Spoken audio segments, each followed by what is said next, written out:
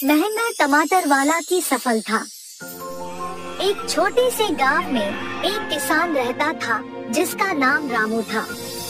रामू ने सालों से टमाटर की खेती की थी, लेकिन उसके लिए जितना उन्नति और मेहनत का परिणाम मिलना चाहिए था उससे भी कम ही था। टमाटर के उत्पादन की वजह से गांव के स्थानीय मार्केट में इसकी कीमतें लगातार बदलती रहती थी। धीरे धीरे लोग टमाटर की खेती करने से नाराज हो गए और रामू को बोलने लगे कि वह इसे छोड़ दे और कोई और उपयुक्त फसल उगाए। शुरुआत में रामू को यह बातों ने बहुत परेशान किया, लेकिन वह हार नहीं माना। उसने अपनी मेहनत जारी रखी और टमाटर की खेती करते रहे। वह अपने किसान मित्रों की सलाह नहीं मानता था और उनके लिए यह सब केवल एक समय की समस्या थी जो शीघ्र ही हल हो जाएगी। लेकिन वक्त बीतते ही स्थिति और खराब होने लगी और रामू के लिए चुनौती बन गई। गांव के अन्य किसान दिन ब दिन टमाटर खेती छोड़ते गए क्योंकि उन्हें बार बार नुकसान हो रहा था। लेकिन रामू का मन बिल्कुल नहीं हिला। वह अपनी मेहनत करते रहे और अपने सपनों को पूरा करने के लिए अपनी प्रतिबद्धता बरकरार रखता था। दिन ब दिन समय बदला और एक दिन गांव में टमाटर के उत्पादन से पूरे उत्तर भारत के कुछ और गांवों में अचानक बढ़ोतरी हुई। यह वक्त रामू के लिए बड़ी अचानकी थी। उसकी खुशी की कोई हद न थी क्योंकि उस बढ़ती हुई मांग ने टमाटर के दामों में तेजी से बढ़ोतरी की थी। पहले तो रामू यकीन नहीं कर पा रहा था कि यह सब सच है, लेकिन जब वह खुद गांव के स्थानीय मार्केट में जाकर देखा तो उसे अपनी आंखों पर विश्वास नहीं हुआ। टमाटरों की कीमतें इतनी ज्यादा बढ़ गई थी कि उसे यह समझ में नहीं आ रहा था कि वह अब कितने धनवान हो गए थे। रामू की खेती की लागत कम थी, जिसके कारण उसे अधिक मुनाफा होने लगा। अब उसे न सिर्फ अपने गांव में बल्कि नगरीय क्षेत्र में भी अपने टमाटर बेचने के लिए उत्सुकता मिली।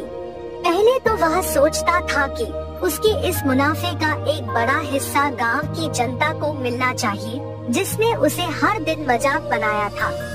लेकिन अब रामू के दरवाजे लोग उसे अपने टमाटरों की मांग के लिए खड़े रहते थे।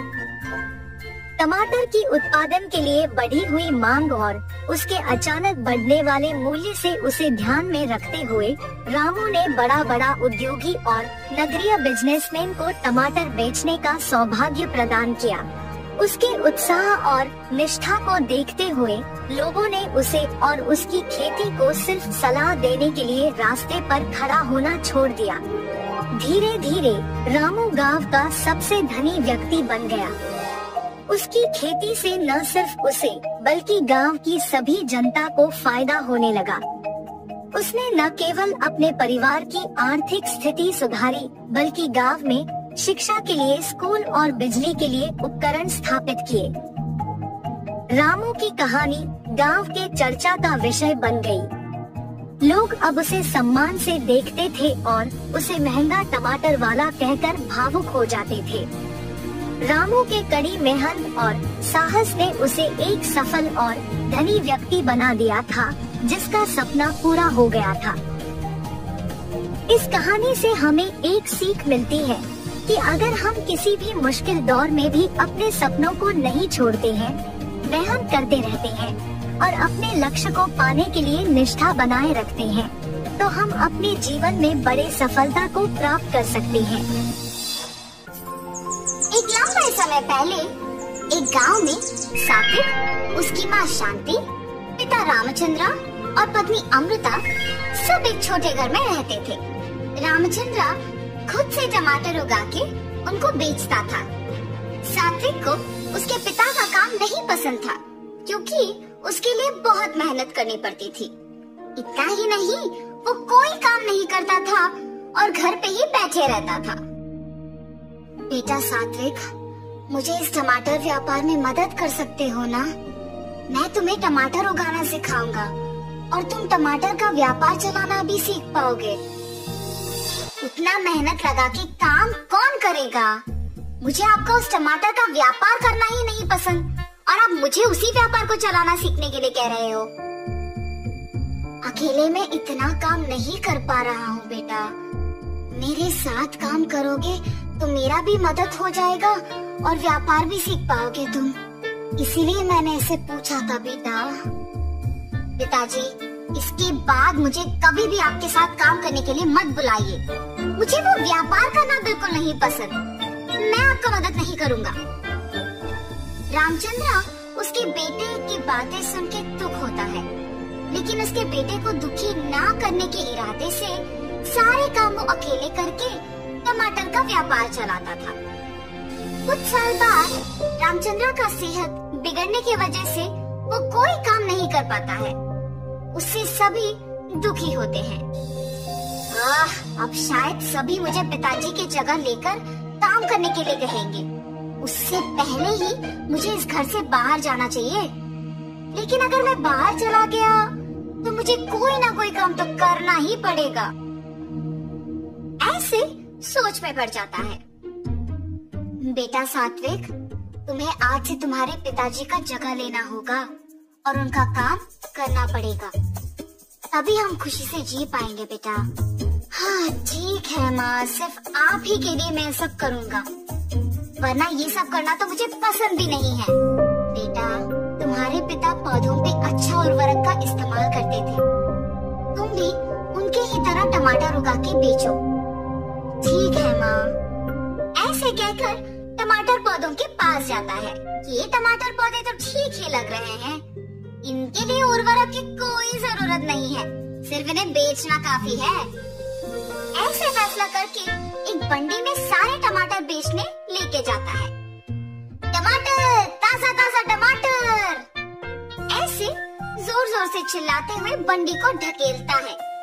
इतने में एक औरत उसके पास आती है। 1 किलो टमाटर कितने हैं बाबू? 25 रुपए जी। अच्छा, 2 किलो लूंगी, 40 में दे दोगे? अगर आपको लेना है तो 25 में लीजिए, वरना नहीं, मैं किसी और को बेच दूंगा। ऐसे गुस्से में कहता है। तब वो औरत कहती है, या तो मेरे पूछे हुए दाम पे दो, वरना नहीं दो, लेकिन गुस्सा क्यों कर रहे हो तुम? ये कह के वो औरत बिना टमाटर खरीदे वहाँ से चले जाती है। उस दिन उससे कोई भी टमाटर नहीं खरीदता है और वो सारे टमाटरों के साथ घर लौटता है। व्यापार अच्छा चला है बेटा? कोई भी आज मुझसे टमाटर नहीं खरीदा माँ। ऐसे अपनी माँ को सब बताता है। इस गुस्से के साथ व्यापार नहीं कर पाओगे बेटा। अगर तुम अपना व्यवहार बदलोगे तो ही लोग तुमसे टमाटर खरीदेंगे। ठीक है माँ। ऐसे कहता है, मगर वो उसका व्यवहार नहीं बदलता है और ऐसे ही टमाटर बेचता है। इसके कारण कोई भी उससे टमाटर नहीं खरीदते थे और वो सारे टमाटर घर वापस लाता था। हर रोज टमाटर बेचे बिना वापस घर लाने पर उसकी माँ भी उसे कुछ नहीं कहती थी और पके हुए टमाटरों से अचार बना के बेचना शुरू करती है। उनका बनाया हुआ अचार स्वादिष्ट रहने पर बहुत लोग उनसे ये अचार खरीदते थे। कुछ ही दिनों में टमाटर के पौधों का ठीक से ख्याल न रखने पर वो कम मात्रा में उगते थे और उगे हुए वो थोड़े टमाटर भी शांति को अचार बनाने में ही खत्म हो जाते थे। अगर मैं उसी दिन पिताजी का बात मान लेता तो आज माँ को ऐसे मेहनत करने की जरूरत नहीं पड़ती और वो इतनी उम्र में न सिर्फ अचार बना रही है मगर उसे बेच भी रही है। मैं तो उनसे उम्र में भी छोटा हूँ और उनसे ज्यादा काम भी कर सकता हूँ और मुझे यहाँ सिर्फ टमाटर को बेचना ही इतना मुश्किल लग रहा है। क्यों? उसकी माँ को ही पूछने का फैसला करता है। माँ, मैं आपसे उम्र में छोटा हूँ, लेकिन मेरे लिए टमाटर का व्यापार करना ही मुश्किल लग रहा है। आप इतनी उम्र में भी इतना काम कैसे कर पा रहे हो? सब आपके बनाए हुए अचार को बहुत पसंद कर रहे हैं और खरीद रहे हैं। आप ऐसे कैसे कर पा रहे हो माँ? बेटा, अगर कोई काम को करना है तो उसे पसंद करना बहुत ही जरूरी है। अगर कोई भी काम को करना पसंद करोगे तो जितना भी मुश्किल हो आसान बन जाएगा। उस दिन पूरा सात्विक उसकी माँ की बातों के बारे में सोचते रहता है। क्या सच में अगर कोई नापसंद काम को पसंद करना उसे आसान बना देगा? सच हो या ना, मुझे इस बार अपना टमाटर के व्यापार को पसंद करके दोबारा कोशिश करना चाहिए। ऐसे उसकी माँ की बात को सुनकर टमाटर के पौधों पे उर्वरक का इस्तेमाल करते हुए टमाटर उगा के उन्हें बेचना शुरू करता है। टमाटर टमाटर अच्छी उर्वरक का इस्तेमाल करके घर पे ही उगाए हुए ताजा ताजा टमाटर। बाबू, 1 किलो का दाम कितना है? 25 रुपए साहब। मुझे 3 किलो के टमाटर 60 रुपए में दे दोगे? ये घर पे उगाए हुए टमाटर है साहब, 3 किलो 70 रुपए में लीजिए ना। ठीक है, तुम कह रहे हो ना कि घर पे उगाए हुए हैं। ठीक है, 70 में दे दूं। अपने व्यवहार बदल के टमाटर खरीदने के लिए आए हुए ग्राहक से अच्छी तरह से बात करने के कारण उस दिन सारे टमाटर बिक जाते हैं। माँ, आज कोई टमाटर नहीं बचे, मैंने सारे बेच दिया। ऐसे कहके खुशी से अपने माँ को सारे पैसे दे देता है। माँ, आपने सच कहा, अगर कोई नापसंद काम को पसंद करके उसमें अपना मन लगाते हैं तो वो बहुत आसान बन जाता है। तब से सात्विक अच्छे उर्वरक का इस्तेमाल करके ज्यादा मात्रा में टमाटर उगाता था। उनमें कुछ सात्विक बेचने लेके जाता था और बाकी उसकी माँ अचार बनाने के लिए इस्तेमाल करती थी। तब से सभी खुशी से जीते हैं। तो इस कहानी का नैतिक क्या है? कोई भी काम चाहे कितना भी मुश्किल क्यों ना हो, उसे पसंद करने पर आसान बन जाता है। नंदेश्वर नामक एक गांव में रहता था एक आदमी किशन नामक। किशन सब्जी बेचकर अपनी रोजी रोटी कमाता था।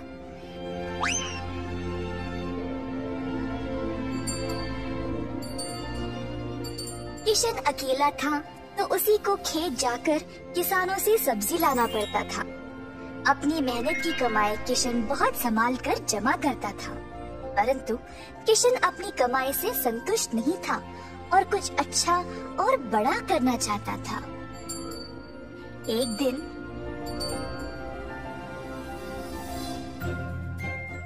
किशन सब्जी बेच रहा था जब एक बूढ़ी महिला अपने सिर पर सब्जी की टोकरी लिए जा रही थी। सब्जी ले लो, सब्जी ले लो। किशन उस बूढ़ी औरत को देखकर हैरान रह गया। ये महिला इतनी उम्र में सब्जी बेच रही है। किशन के सब्जी बेचने से पहले ही बूढ़ी महिला ने घर घर जाकर सब बेच दिया। जब तक किशन पहुंचा, किसी को भी और सब्जी की जरूरत नहीं थी। किशन को बुरा लगा तो उसने सोचा कि वह कल के दिन जल्दी आएगा और कुछ न कुछ बेचेगा।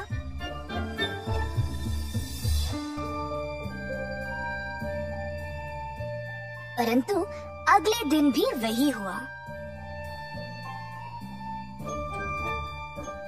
कुछ दिन बीत गए और किशन जानना चाहता था कि यह बूढ़ी महिला इतनी जल्दी सब्जी कैसे बेच रही थी, तो वह उसका पीछा करने लगा। बूढ़ी महिला को पता चल गया और फिर उसने मुड़कर किशन से पूछा, बेटा, तुम मेरा पीछा क्यों कर रहे हो? क्या जानना चाहते हो? आओ पूछो मुझे माफ करिएगा, पर मैं हैरान हूँ ये देखकर कि आप सब्जी हर रोज इतना जल्दी जल्दी कैसे बेच रही है। कुछ दिनों से मैं कुछ भी नहीं बेच पाया और मुझे पता नहीं मैं क्या करूँ। मैं तो कई सालों से सब्जी बेच रही हूँ बेटा, और मैं इस काम से कभी नहीं थकती हूँ। तो बेटा, तुम रोज क्या करते हो? मैं किसानों के पास से सब्जी लेता हूँ और फिर गांव में आकर बेचता हूँ। जो भी कमाई है उससे अपना गुजारा करता हूँ। अब आपकी वजह से कई दिनों से मैंने कुछ भी नहीं कमाया। किसानों से सब्जी क्यों लेते हो? खुद की सब्जी क्यों नहीं उगाते? मुझे मदद के लिए कोई नहीं है। मैं एक छोटी सी झोंपड़ी में रहता हूँ और मेरे पास कोई जमीन भी नहीं है खेती बाड़ी करने के लिए। तुम्हें कोई बड़ी जमीन की जरूरत नहीं है। अपने घर के इर्द गिर्द जितनी भी जगह है उसमें ही तुम सब्जी उगाना शुरू करो। मुझे ये बोलने के लिए बहुत शुक्रिया अम्मा। अब केवल उगाना ही नहीं, अच्छे उर्वरक का उपयोग भी करना, तब तुम्हारी फसल अच्छी होगी। किसान सीधा घर गया और अपने घर के चारों ओर बीज बोने लगा। उसने थोड़ी सी भी जगह जाया होने नहीं दी। उसने जड़ खाने वाले सब्जियां, झाड़ियां, लताओं को बोया। कुछ हफ्तों बाद उसकी सब्जियां अच्छे से उगने लगी। किशन ने उनको उखाड़ा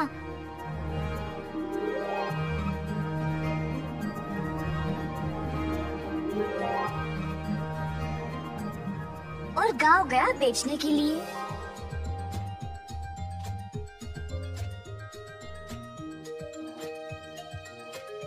दिन पे दिन किशन को और सब्जी उगने लगी।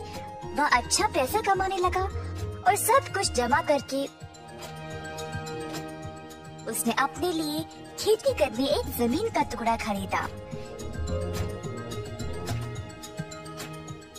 किशन अब खेती बाड़ी करने लगा और उसकी फसल अच्छी खासी निकलने लगी। जल्द उसने एक सब्जी की दुकान खोल ली, कई तरह की सब्जियों के साथ। गांव के सारे लोगों को किशन की सब्जियां अच्छी लगने लगी और उसी के पास आने लगे सब्जी खरीदने। किशन ने अब नौकर चाकरों को भी काम पे लगाया और अपनी दुकान को और बड़ा कर दिया। एक साल के अंदर ग्राम प्रधान ने देखा कि कैसे किशन ने मेहनत करके अपने आप को खड़ा किया है। उनको किशन बहुत पसंद आया और अपनी बेटी का हाथ किशन को विवाह में दे दिया। किशन के पास अब एक सफल कारोबार, एक सुंदर परिवार और एक अच्छा जीवन था। अतः थोड़ी सी बुद्धि और मेहनत से उसका सपना पूरा हो गया।